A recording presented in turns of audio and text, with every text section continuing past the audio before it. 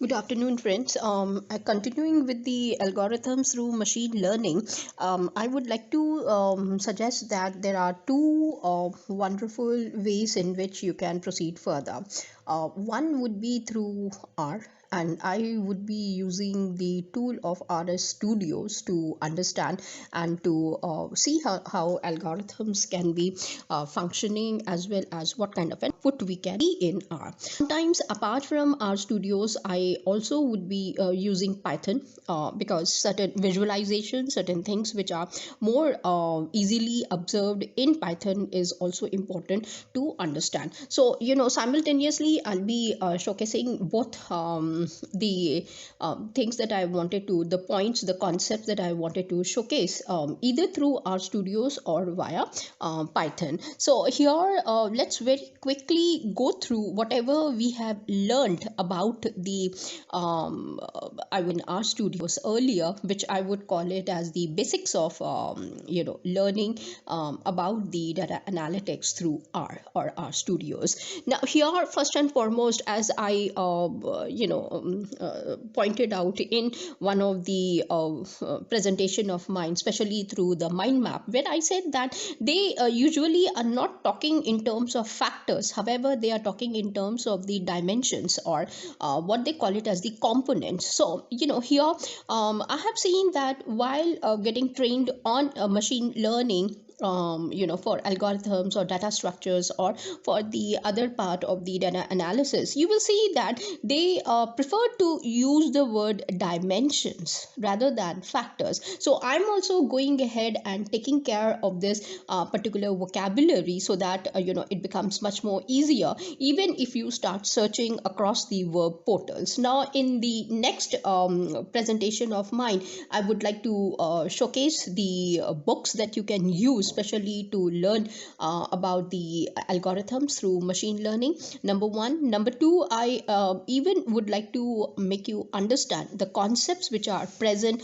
and how to interpret them, and how to understand those kind of points also in machine learning. So here, first and foremost, this is just like a revision for us, and let's proceed further to see what exactly is taking place at the basic level. So I would assume that yes, majority of us are aware of it, and as I have shared the files with majority of you, even I have the code with me. So here I'm not going to explain the steps which are available for us. Rather than explaining each one of them, I would like to showcase to you as to what is the output and how to understand the results, or how to interpret it. So this is how it would be taken care, and let's move ahead and learn about it. And this would be the understanding of machine learning for various algorithms, the first lesson that covers through the six of the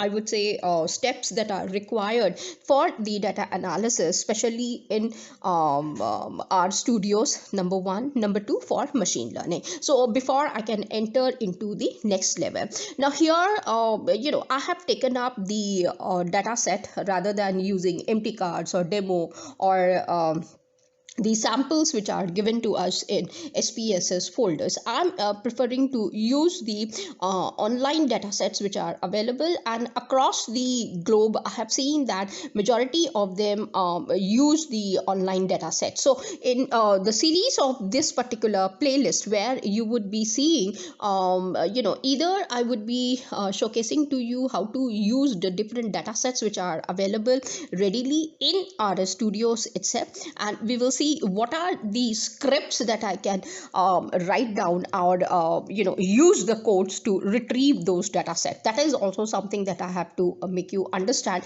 before we can enter to know more about the concepts which are related to the data. So here, let's play with the basics of the codes that we have got, number one, and try to understand what we have learned previously before I can dwell into the hardcore machine learning. So the first point is checking the dimensionality, which means that we need to understand what are the various variables it has got, and what are the various dimensions which we can plot across x and y axis to understand those things. So here I go, I'm running each one of these codes so that you are able to understand, and I can share these codes with each one of you so that you can also utilize it. And I'll show you how to even change, if you have got these codes, how to literally change the data set, and you can go ahead with your own data analysis also side by side. Let me complete it,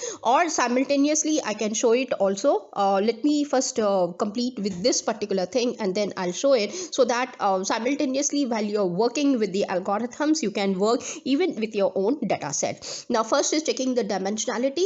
Now here I hope you do understand that this is the scripting pane that you have got, and this is the output pane. So keep a check on both of them, as well as an eye on a global environment, as well as the plots, where we can understand more when plots are coming in. So here I go and I start running each line of the code so that you are able to understand. The first one is checking out the dimensions. So here we have got the first code as str iris. Iris is my I would say the data set which is present available to me in it is an inbuilt data set. I have simply written iris, and I keep using them in some form or the other form, therefore it is easily available. There is no need for you to export it and import the data set into the RStudios also. Now if you look at the output, it has given to you that the data frame, it has got 150 observations of 5 variables. And what are those 5 variables? They have given to you here, and one of them is a factor, rest 4 of them are numeric by nature. Here you can see sepal dot length, sepal dot width, petal dot length, petal dot width also. So this is the structure of our data set that we are able to see. Now coming to dim iris, which means dimensions of iris. Now what does this mean? Now this is going to again after the finding out the structure, there is another way in which you can find it out, and here they have used it. I mean, I'm just repeating the step, I think. Yes, I'm so sorry. Now looking at dimensions, it means that what does it mean? It means that I have got the total number of observations as 150 in number, and 5 is the total number of variables. So the dimensions that you can see, the first one would be represented on y-axis, and the second one would be on your I would say y-axis, which you are going to plot. Nevertheless, later on you need to understand. Similarly, variable names or column names. Okay, so here if I have to see what are the various names of the variables that I have got, I'll be using names iris. So here I have got the names of the variables, sepal dot length, sepal dot width, petal dot length, petal dot width, and species is one more. Now again I'm running structure which is the str for iris. So I'll be getting the same output out here. Attributes. Now what do you mean by saying the attributes? Here it means that the data frame that has been used for the entire thing. Here you can have a look. Names, these are the names of your variables. Class, it has been formed through data frame. Then row names, that means these are the number of observations that you have got as 150 in together. Next one is we are curious to know, rather than trying to understand the entire data for 150 observations, it's always better to check it out for the first 5 or first 10 variables. Since we are restricted with the 5 variables, so here we have got that I'm instructing the machine to please try to show it to me the details about the first 5 variables that are there. That's why 1 to 5 it has been written. Sepal length, they have given the details for sepal width, petal length, petal width, and the species also. Now I'm instructing R Studios, get sepal length of the first 10 rows out of 150 observation.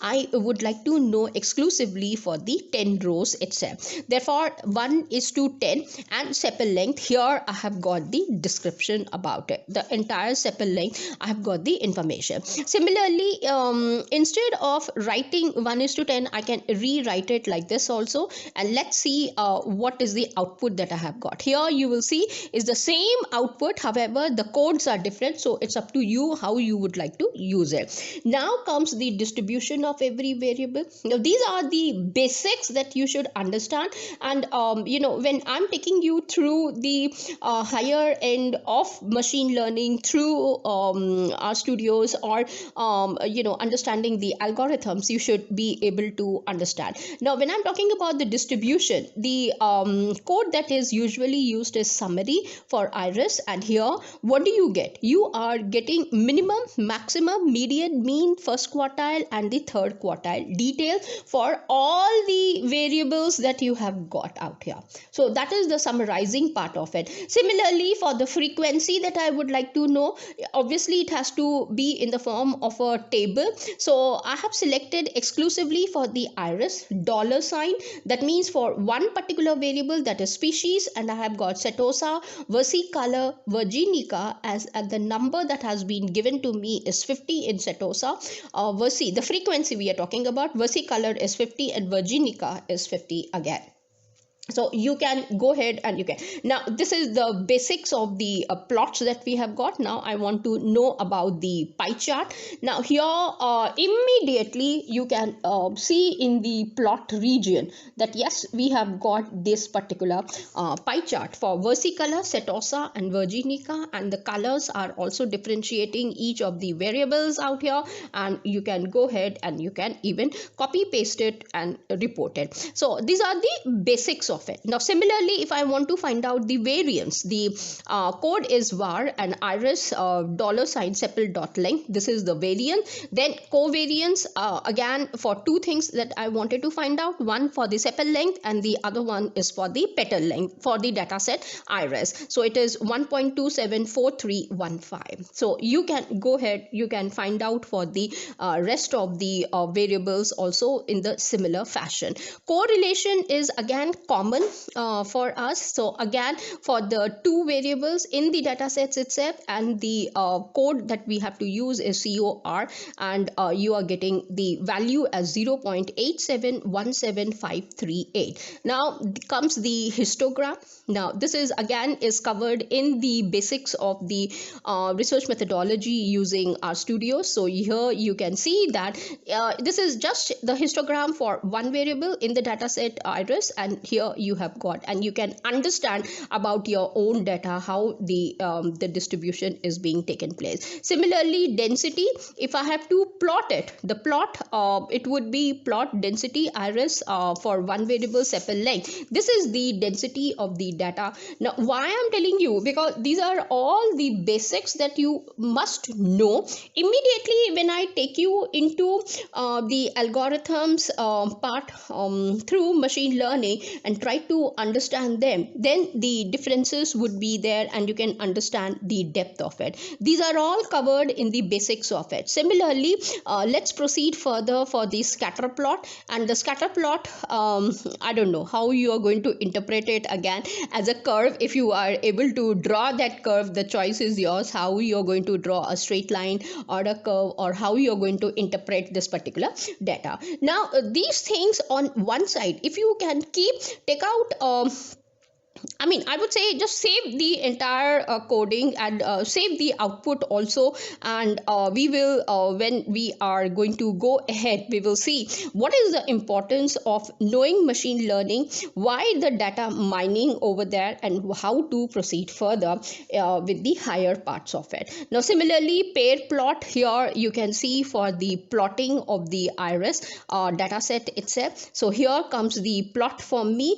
Now let me just increase the plot area so that you are able to see the intricacies and the more details about it. I have got a little space out here, so I cannot go ahead more with it. However, you can understand how the data is being presented out and what are the things that is taking place. So this is one part of our understanding with respect to the data that we have got. Similarly, I can use pair iris also, so that I can get similar. So you see the changes immediately and the differences between plot iris as well as the pairs. So you can pair out the graphs very nicely, and you can understand to see and what I mean to say is that look at the data distribution, how it is, and whether this part is enough for you to know about your own data. That is the question that I wanted to know. When you complete with the basics of the first part of the research, these are the things that you are taking care of it. You're reporting either in your dissertations or in your theses or in your paper publication. However, think once again, are you really justifying, and is this the only things that you really want to know, or there is something more to it that we have to dwell into and try to understand by swimming into the area of the data mining. So let me proceed further in my next presentation on another script, and we can see as to how we can able to understand these things in a much better way through data mining using either RStudios or Python, which I'll be showcasing one after the other. So I need to thank each one of you for spending some of your valuable time to go through this particular thing, and I hope you would be watching the next one also. Till then, thanks, take care, bye.